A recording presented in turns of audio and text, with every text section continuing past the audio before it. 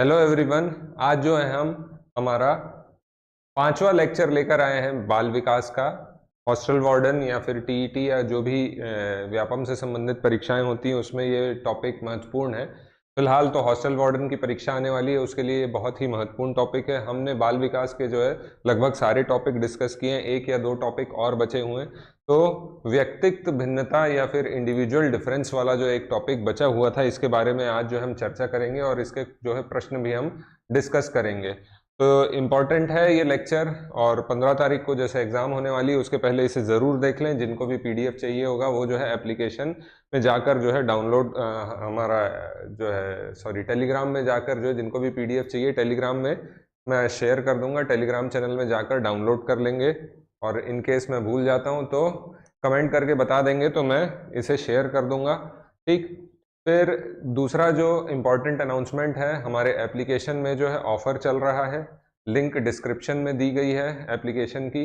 आप जो है एप्लीकेशन डाउनलोड कर सकते हैं। सीजीपीएससी सीजी व्यापम से संबंधित जो कोर्स हैं वो एप्लीकेशन में जा कर के आप डाउनलोड कर सकते देख सकते हैं, जो कि अभी सेल चल रही है। डिस्काउंट मिल जाएगा आपको, 1000 रुपीज़ में जो है वो कोर्स मिल जाएंगे।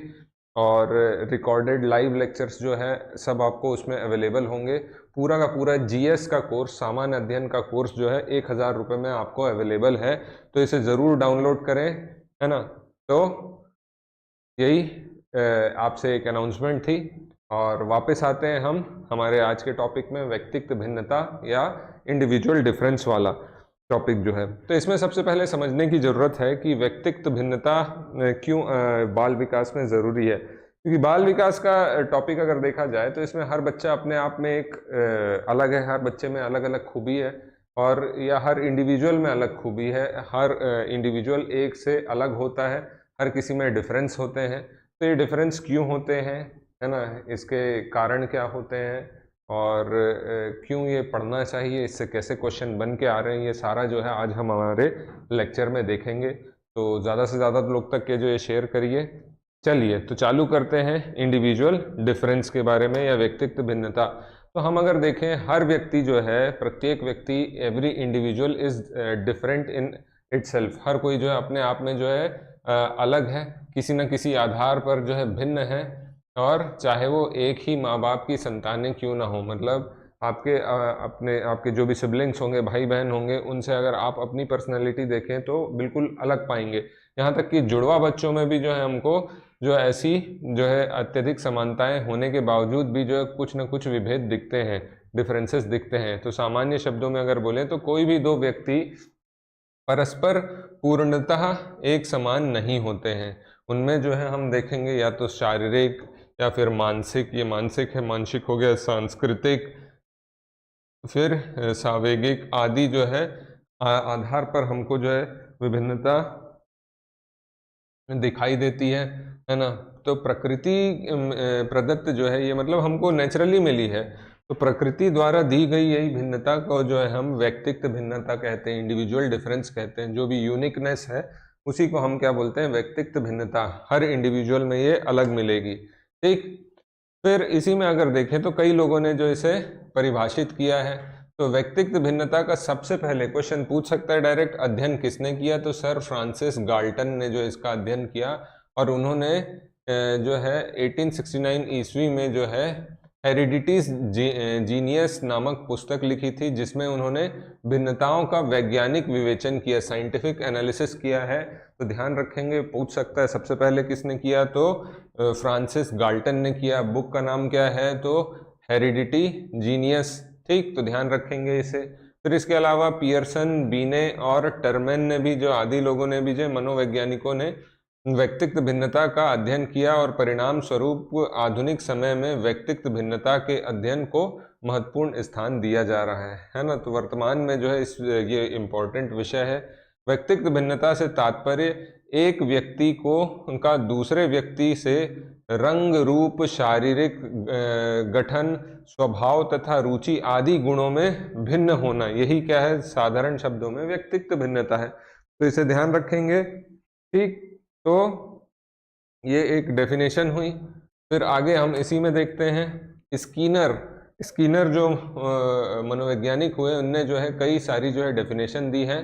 तो इसमें व्यक्तिगत भिन्नता में भी बोला है क्या, व्यक्तिगत भिन्नता के में संपूर्ण व्यक्तित्व का कोई ऐसा पहलू सम्मिलित हो सकता है जिसका माप किया जा सकता है। तो ये डेफिनेशन कौन बता रहा है, स्किनर बता रहा है कि संपूर्ण व्यक्तित्व में जो है कोई एक ऐसा पहलू सम्मिलित हो सकता है जिसे मापा जा सकता है। ठीक, जेम्स ड्राइवर क्या बोल रहे हैं, कोई व्यक्ति अपने समूह में शारीरिक व मानसिक गुणों के औसत से जितनी भी भिन्नता रखता है उसे व्यक्तिगत भिन्नता कहते हैं। तो मतलब जो एवरेज अगर देखा जाए जिस भी ग्रुप में रह रहा है इंडिविजुअल, उसमें उसके शारीरिक व मानसिक गुणों की जो भिन्नता दिखाई देगी एवरेज से अलग, उसे ही क्या बोला जा रहा है, जेम्स ड्राइवर ने व्यक्तिगत भिन्नता बोला है। वहीं पर अगर हम देखें टायलर, तो टायलर क्या डेफिनेशन बता रहे हैं, शरीर के आकार और रूप, शारीरिक कार्य,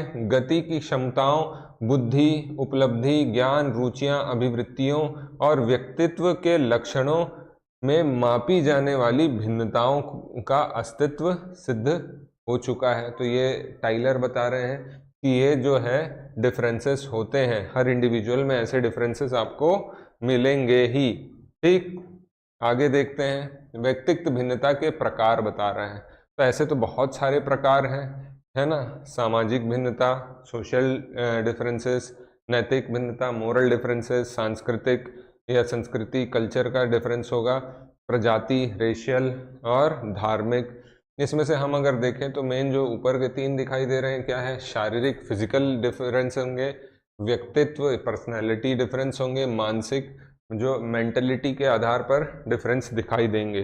ठीक, ये डायग्राम ध्यान रख लेंगे। तो सबसे पहले देखते हैं शारीरिक भिन्नता। तो शारीरिक भिन्नता आप देखोगे किस आधार पर हम भिन्न दिख रहे हैं, आयु के आधार पर, भार के आधार पर, आकार या लिंग के आधार पर हमको जो है डिफरेंसेस दिख रहे हैं। जो भी फिजिकल चीजें हैं, शारीरिक चीजें हैं, उसके आधार पर डिफरेंसेस। आयु में कोई किशोर, कोई तरुण, वृद्ध हो सकता है, भार में हल्का भारी, आकार में लंबा मोटा, है ना, लिंग में स्त्री पुरुष, इस तरीके से जो है हमें जो है भिन्नता दिखाई देती है। वहीं मानसिक भिन्नता में अगर देखें तो मानसिक गुण होंगे, कुछ बौद्धिक गुण होंगे।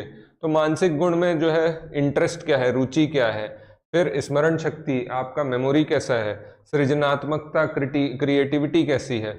बौद्धिक क्षमता में प्रतिभाशाली, ठीक है, श्रेष्ठ, मंद या मूढ़, इस तरीके के गुण जो है हमको बौद्धिक क्षमता में दिखाई देंगे और ये मानसिक भिन्नता के आधार पर है ना। ऐसे अलग अलग तरीके से हो सकता है। सामाजिक भिन्नता, सोशल में अगर देखें कुछ बालक जो है संकोची होते हैं, है ना, रिजर्व होते हैं, अतः वे मित्र बनाने के लिए में विफल रहते हैं, जबकि कुछ बालक जल्दी मित्र बना लेते हैं। तो इसके लिए हम बोलेंगे एंट्रोवर्ट या एक्सट्रोवर्ट जो शब्द होता है। कुछ बालक सर्वप्रिय होते हैं, जबकि कुछ बालक जो है एकाकी होते हैं, अकेले होते हैं। कुछ बालकों का समूह में रहना अच्छा लगता है, क्रियाएं करना पसंद होता है, जबकि कुछ बालकों को जो है अकेलापन, एकांत अच्छा लगता है। तो ये जो है सामाजिक भिन्नता बता रहा है ना, सोशल जो है डिफरेंस बता रहा है।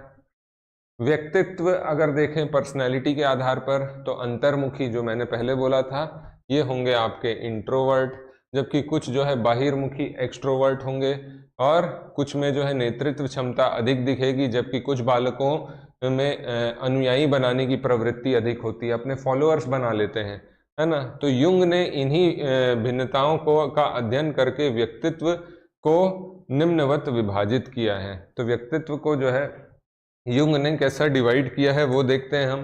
तो ये बताया इनने अंतर्मुखी हो सकता है, उभयमुखी और बहिर्मुखी। मतलब इसके लिए हम बोलते हैं इंट्रोवर्ट, इसके लिए बोलते हैं एक्सट्रोवर्ट, और इसके लिए शब्द है एम्बीवर्ट। साधारण मनुष्य जो है जनरली आपको यही गुण दिखेंगे, एम्बीवर्ट, है ना, या उभयमुखी।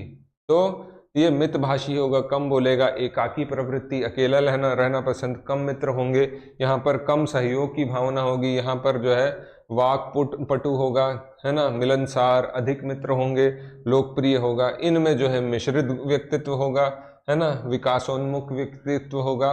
तो ये जो है व्यक्तित्व का जो डिवीजन बताया किसने, युंग ने बताया, किस आधार पर, तो व्यक्तित्व भिन्नता के आधार पर। ठीक है, अंतर्मुखी बहिर्मुखी। व्यक्तित्व भिन्नता को प्रभावित करने वाले कारक, तो व्यक्तित्व भिन्नता मुख्यतः जो है दो चीजों से प्रभावित होती है ऐसा माना जाता है, हेरिडिटी या वंशानुक्रम, और दूसरा पर्यावरण, एनवायरनमेंट, है ना। तो इसके अलावा कुछ अन्य कारक भी होते हैं। मोटा मोटी अगर ये दो आपको ध्यान रखने, इसके अलावा कई और हो जाएंगे। पहले तो वंशानुक्रम और वातावरण। इसके अलावा आपका हेल्थ कैसा है, तो आपकी हेल्थ अगर फिट फाट हो तो आपकी पर्सनैलिटी अलग होगी, है ना। फिर अभिक्षमता, इसके अलावा शिक्षित अगर हैं तो कॉन्फिडेंट होगा कोई। जाति प्रजाति, उसके आधार पर जो है चेंज होगा। लिंग भेद के आधार पर जो है भिन्नता मिलेगी। पृष्ठभूमि, बैकग्राउंड क्या है, बुद्धि कैसी है, इन सब के को भी जो है मुख्य क्या बोलना चाहिए, कारक कह सकते हैं, जो इंडिविजुअल भिन्नता को जो है प्रभावित करते हैं, व्यक्तित्व भिन्नता को जो है प्रभावित करते हैं। तो ये ध्यान रखेंगे ये चार्ट। ठीक, आगे इसी में हम और देखते हैं, वंशानुक्रम के बारे में बात हो रही है। तो व्यक्तित्व भिन्नता का जो है एक प्रमुख कारण है वंशानुक्रम या हेरिडिटी।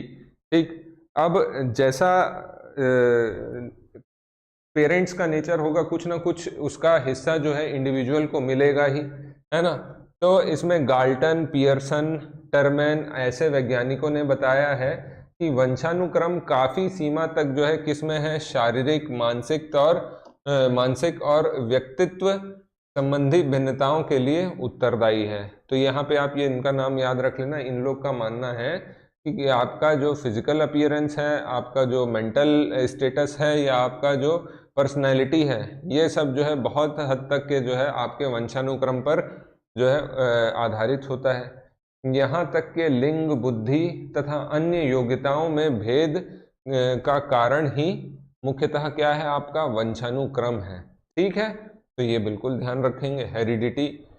ठीक, आगे देखते हैं, वंशानुक्रम बालक के व्यक्तित्व के हर पहलू को प्रभावित करता है, जिनमें कुछ प्रभाव निम्नवत हैं। तो भाई वंशानुक्रम कैसे प्रभावित कर रहा है, बुद्धि कैसी है, अगर पेरेंट का एक पर्टिकुलर टाइप का नेचर है तो वो आएगा। शारीरिक लक्षण, पेरेंट का फिजिकल अपीयरेंस तो डेफिनेटली आता है।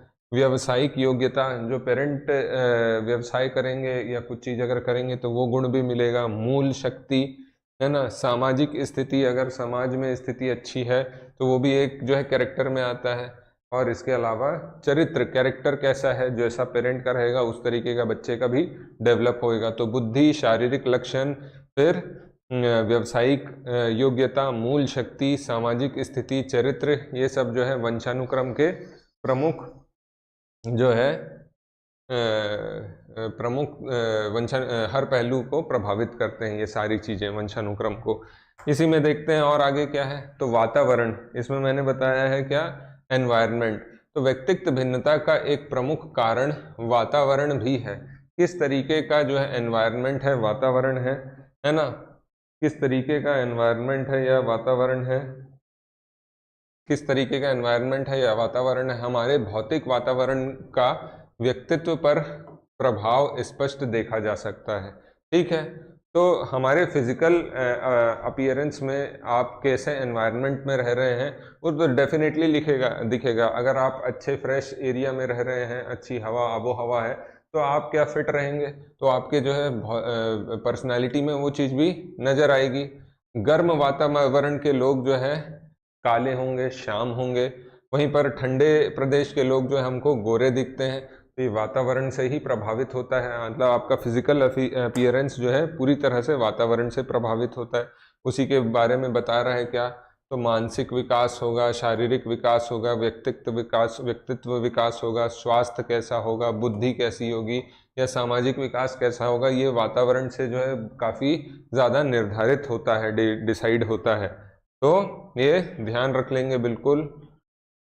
इसी में देख लेते हैं और क्या है, तो व्यक्तित्व भिन्नता के माप की विधियां अगर देखें, तो भिन्नताओं का मापन अगर देखें तो व्यक्तिवृत्त प्राविधि या फिर संचयी अभिलेख प्रपत्र, है ना, ये दो। इसके अलावा अगर हम देखें तो और कैसा, तो अवलोकन के द्वारा या परीक्षण के द्वारा या मापनी के द्वारा।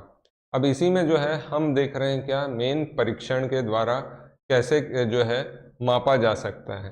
तो बुद्धि परीक्षण होगा, ठीक, अभिरुचि, इंटरेस्ट कैसे हैं, ऐसा परीक्षण होगा, व्यक्तित्व परीक्षण होगा, ठीक है, अभिक्षमता किस तरीके का पोटेंशियल है उसका, उपलब्धियों का भी परीक्षण होगा। तो ये डायग्राम जो है थोड़ा बहुत आप ध्यान रख लेंगे तो अच्छा हो जाएगा। इसमें बताया जा रहा है व्यक्तित्व भिन्नताओं के माप की विधियों के बारे में, ठीक। आगे देखते हैं व्यक्तित्व भिन्नताओं का अध्ययन का शिक्षा का महत्व। तो रूसो के अनुसार जो है बालक एक ऐसी पुस्तक के समान है जिसका अध्ययन करके यह पता चल सकता है कि बालक का व्यक्तित्व क्षमताएं क्या है। अगर उसकी पर्सनैलिटी का आप अध्ययन करेंगे तो उसके पोटेंशियल के बारे में पता लगेगा, और दूसरे बालक किस प्रकार से भिन्न है दूसरों से, वो किस तरीके से यूनिक है, वो चीज़ पता लगेगी। जैसे इसमें एक उदाहरण भी है, तो कक्षाओं में जो है प्रायः सभी प्रकार के बालक उपस्थित होते हैं, जिनमें कुछ बालकों की बुद्धि लब्धि जो है 90 से कम होती है, जबकि कुछ की बुद्धि लब्धि जो है 130 से अधिक होती है। वहीं पर अगर बोला जाए तो इस तरीके से हम देख सकते हैं कि शिक्षा देते समय इन भेदों का ध्यान रखा जाना सभी बालकों को उचित अधिगम या लर्निंग वातावरण तथा उचित विकास का पर्याय अवसर प्रदान करती है। तो ये इस तरीके के सबके गुण अलग हैं, सब में अलग क्वालिटीज़ हैं। इस चीज़ को अगर ध्यान में रखा जाए तो जो है उनका जो है विकास प्रॉपर तरीके से किया जा सकता है।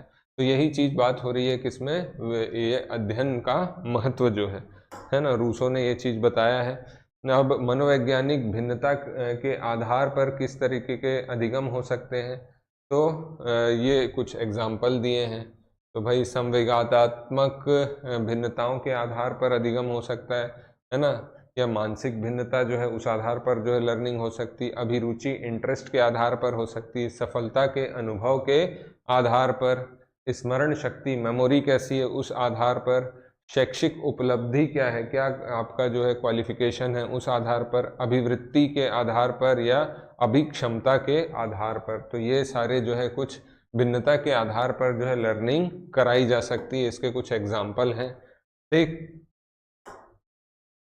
यहाँ देखेंगे शारीरिक भिन्नताओं के आधार पर भी, वहाँ हमने देखा मानसिक आधार पर, यहाँ पर शारीरिक तो आयु अगर एज जो है उस आधार पर जो है वैसी भिन्नताओं के आधार पर लर्निंग कराई जा सकती है। शारीरिक परिपक्वता कितना जो है फिजिकली डेवलप्ड है उस आधार पर जो है लर्निंग हो सकती है। स्वास्थ्य के हेल्थ के आधार पर हो सकती है। विकार अगर कोई इश्यूज हैं स्वास्थ्य को लेकर उसके आधार पर, और शारीरिक क्षमताओं कितना पोटेंशियल है उसके आधार पर जो है आपका लर्निंग कराई जा सकती है। अब व्यक्तित्व भिन्नता और शिक्षा, तो क्रो और क्रो ने जो है इस पर एक डेफिनेशन दी है, क्योंकि हमें व्यक्ति विशेष को पढ़ाना होता है, व्यक्तियों के समूह को नहीं। इस कारण से विद्यालय का यह कर्तव्य है कि वह अपने बजट, अध्यापकों, कर्मचारियों व पाठ्यक्रम संबंधी सीमाओं को ध्यान में रखते हुए प्रत्येक विद्यार्थी को, चाहे वह दूसरों से कितना भी भिन्न क्यों न हो, विद्यार्जन के लिए समुचित अवसर प्रदान करें, है ना। तो ये डेफिनेशन ध्यान रखना, क्रो एंड क्रो। तो ये देख लो कि व्यक्तित्व भिन्नता अगर है तो भी शिक्षा मिलनी ज़रूरी है, और ये सारी चीज़ों को ध्यान में रखकर जो है शिक्षा प्रदान करनी चाहिए, ऐसा बता रहे हैं कौन, क्रो एंड क्रो। तो ये डेफिनेशन ध्यान रखेंगे, और भिन्नता के बावजूद भी जो है शिक्षा प्रदान होनी चाहिए, ये बात हो रही है इसमें, ठीक।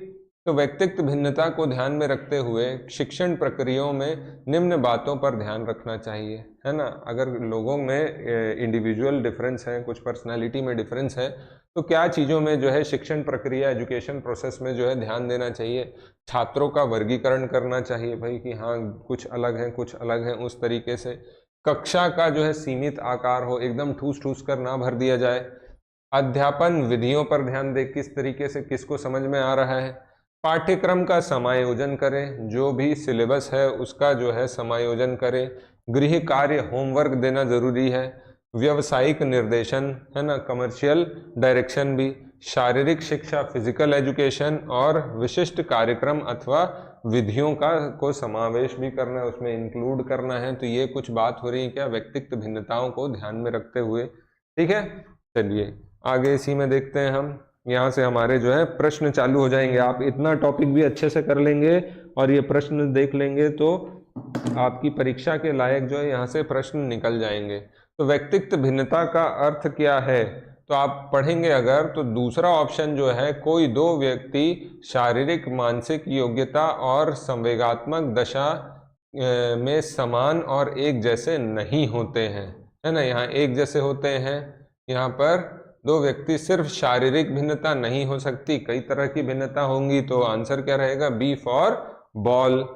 ठीक, अगला प्रश्न हम देखें, बोल रहा है व्यक्तित्व भिन्नताओं का प्राथमिक कारण क्या है, तो लोगों के द्वारा माता पिता से प्राप्त अनुवांशिक संकेत पद्धति कोड, जन्मजात विशेषताएं, पर्यावरणीय प्रभाव, फिर अनुवांशिकता और पर्यावरण के बीच में जटिल पारस्परिक क्रिया। तो आंसर क्या लेंगे हम इसमें, डी, मतलब हेरिडिटी और पर्यावरण दोनों इंपॉर्टेंट कॉज हैं क्या, आपके भिन्नता के। ठीक, आगे देखते हैं, व्यक्तियों में एक दूसरे से भिन्नता क्यों होती है, तो वही है जो हम लोग पढ़े हैं, इन दोनों के कारण होती है।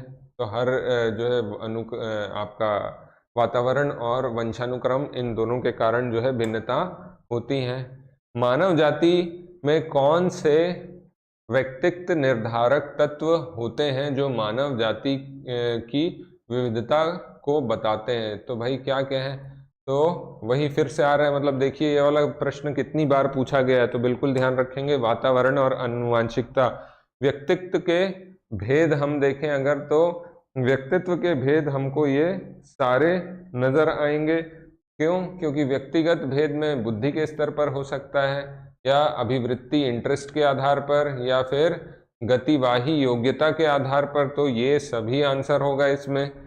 ठीक, आगे देखें हम, फिर क्या बोल रहा है छठवां क्वेश्चन, तो छठवां क्वेश्चन में देखेंगे, मार्गरेट मीड के अनुसार व्यक्तित्व भिन्नताओं के लिए सर्वाधिक महत्वपूर्ण कारक क्या है, तो इसके लिए सर्वाधिक महत्वपूर्ण कारक है आपका डी, सांस्कृतिक, कल्चरल, है ना। तो मार्गरेट मीड, ये वाला ध्यान रखेंगे, मैंने कवर नहीं किया था जब पढ़ाया, तो प्रश्न पूछा गया है। तो मार्गरेट मीड ने बताया है कि कल्चर के आधार पर जो है भिन्नता सबसे महत्वपूर्ण कारक है।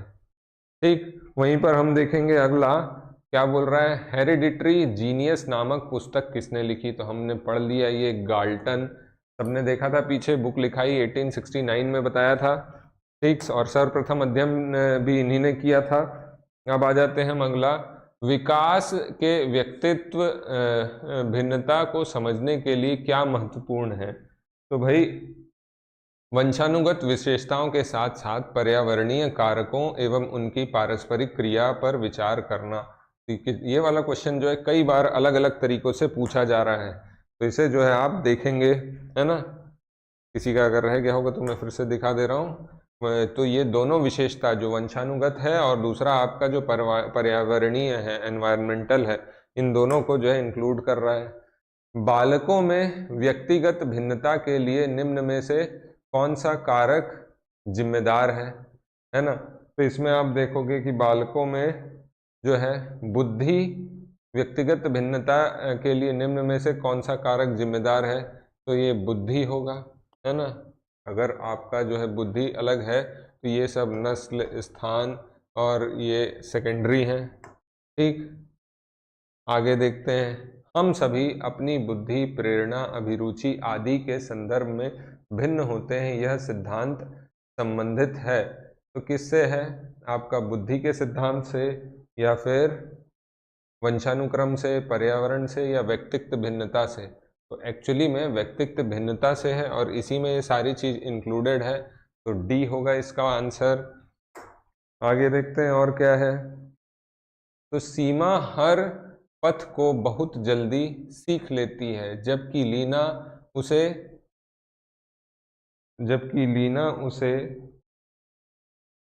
पथ नहीं है, ये पाठ है ना, पाठ है ये, पाठ। ठीक, जबकि लीना उसे सीखने में ज़्यादा समय लेती है। यह विकास के व्यक्तित्व भिन्नता का सिद्धांत को दर्शाता है। तो ध्यान रखेंगे, जो व्यक्तित्व भिन्नता है, इंडिविजुअल डिफरेंस है, इसको दर्शा रहा है। दोनों में जो अंतर है, चाहे सीमा हो या लीना हो। ठीक, फिर लिखे देखेंगे अगला क्वेश्चन क्या बोल रहा है, अपनी कक्षा में अर्थपूर्ण अधिगम, है ना, का सुसाध्य बनाने के लिए अध्यापिका को अपनी कक्षा में सामाजिक, सांस्कृतिक, धार्मिक, भाषाई विविधता को क्या करना चाहिए, तो टालना चाहिए, उपेक्षित करना चाहिए, समझना चाहिए, अनदेखा करना चाहिए। सारे निगेटिव हैं, समझना चाहिए। इतनी भिन्नता है तो आप जो है उसी आधार पर जो है पढ़ाएंगे, ठीक है। पढ़ते समय सामने कक्षा में अध्यापक को का सर्वाधिक ध्यान किस मनोवैज्ञानिक तथ्य पर होना चाहिए, शिक्षण तकनीक, शारीरिक क्षमता, व्यक्तित्व भिन्नता या पारिवारिक स्थिति। तो इसका आंसर क्या होगा, आप सभी को पता है, व्यक्तित्व भिन्नता, इंडिविजुअल डिफरेंस का जो है साइकोलॉजिकल फैक्ट को उनको ध्यान में रखना चाहिए कि सब में जो है कुछ ना कुछ अंतर होता है, ठीक। फिर अध्यापन के समय अध्यापक को निम्नलिखित में से किसका सर्वाधिक ध्यान रखना चाहिए, विषय वस्तु, विद्यार्थियों की आय या व्यक्तित्व भिन्नता। तो इसी को ध्यान में रखना चाहिए भाई, है ना।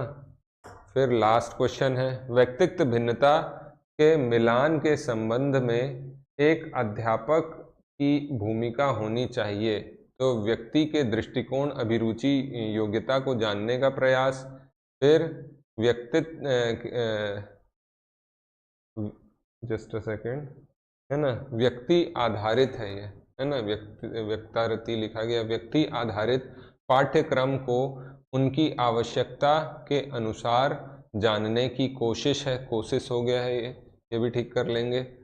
और उपरोक्त दोनों या इनमें से कोई नहीं। तो दोनों स्टेटमेंट जो है पॉजिटिव दिख रहे हैं, आप देखेंगे तो टीचर को ये सारी चीज़ें करनी चाहिए। तो हम इसमें आंसर लगाएंगे क्या, सी, ठीक है। तो आंसर लगेगा सी। तो ये कुछ जो है हमारा व्यक्तित्व भिन्नता के बारे में हमने देख लिया। जिस किसी को भी पीडीएफ चाहिए होगा तो टेलीग्राम चैनल में या कमेंट करके बता देंगे, मैं भूल गया इनकेस, तो टेलीग्राम चैनल में ये मिल जाएगा आपको पीडीएफ, और वहाँ से जो है आप इसे कंप्लीट कर सकते हैं, देख सकते हैं। और एक या दो टॉपिक और बचा है, इसके बाद जो है हम कोशिश करेंगे कि इम्पोर्टेंट क्वेश्चन की जो है एक सीरीज़ चला देंगे, जिससे जो है आप अपनी तैयारी और बेहतर तरीके से कर सकते हैं। तो हॉस्टल वार्डन के लिए ये हो गया एक और लेक्चर।